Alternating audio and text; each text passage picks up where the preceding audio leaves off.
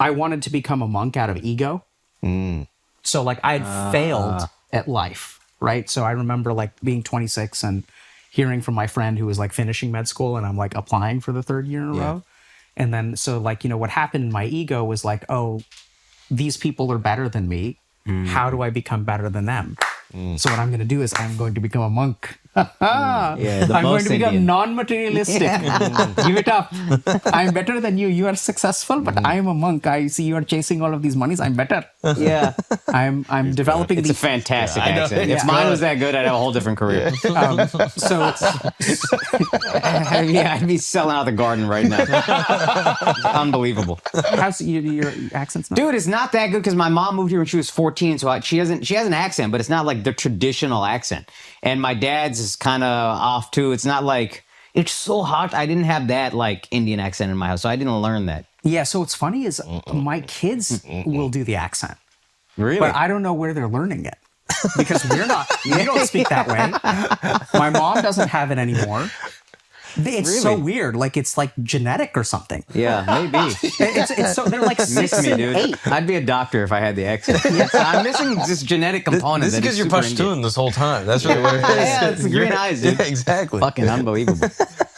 Yeah, so I decided that spiritual practice is like not about wearing robes and shaving your head. It's how you live on the inside. It's all like internal, like that's what it is. Like it's not about what you physically do. It's about your attitude and what happens in your mind and what happens internally. So it's like, oh, I don't need to do that. It seems like there's a transformative like point. Like I don't know if there's like a specific moment or it kind of happens over time, but I'm curious, were you able to sort of self-diagnose the things you were going through in that period while you're in college, dealing with this sort of lethargy and like maybe depression? Again, I don't want to diagnose you. Yeah. And what exactly is underlying there, and what are the tools you use to get yourself out of that rut?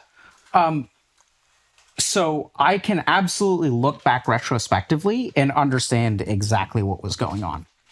So I don't know if there was like a moment, but would I have qualified for clinical depression? Absolutely. If I saw a psychiatrist, like I met all the criteria, wasn't getting out of bed, all this kind of stuff. I mean, I was addicted to video games.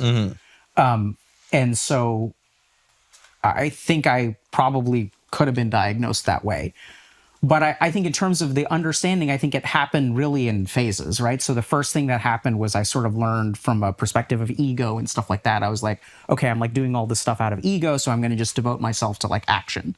So that's also where like, you know, if you look at getting rejected from med school for basically 3 years in a row, a lot of people would like give up, right? But the reason you give up is because each rejection is not an individual event. It becomes a pile that you carry. Yeah. Right? So if you look at what really weighs people down in life, it's that they accumulate stuff that they don't know how to put down.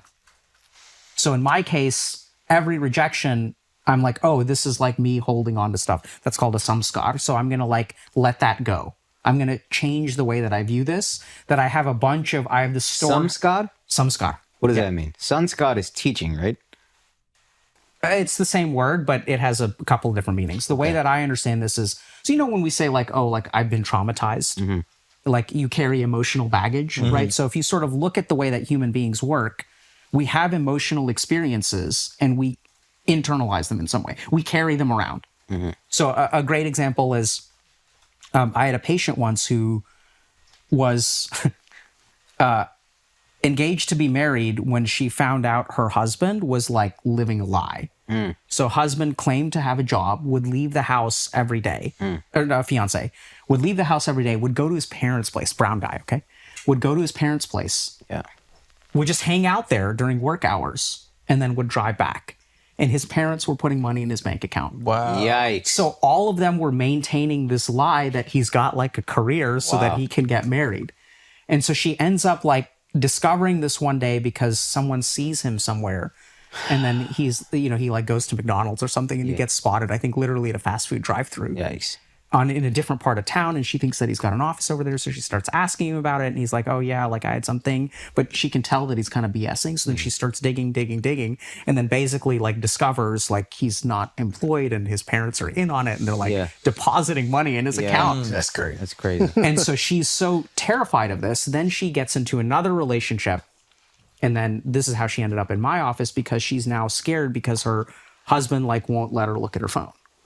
Right. So she's like, I want to look at his phone and I want to make sure he's not having an affair.